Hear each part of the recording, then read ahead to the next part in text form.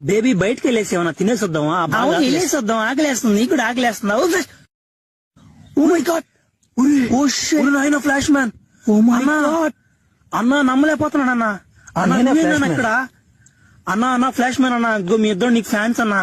తన నా girl friend చూడన్నా, బాగానే ఉంది, చాలా అదృష్టవంతుడు.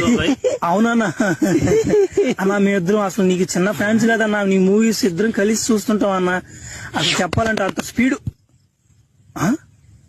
ఏం తేడా సౌండ్ వచ్చింది నా? ఎక్కడ సౌండా? నాకేం రాలేదే. ఓమే సౌండ్ వచ్చింది ఇక. ఉరి ఏం చేశారు ఎమినా?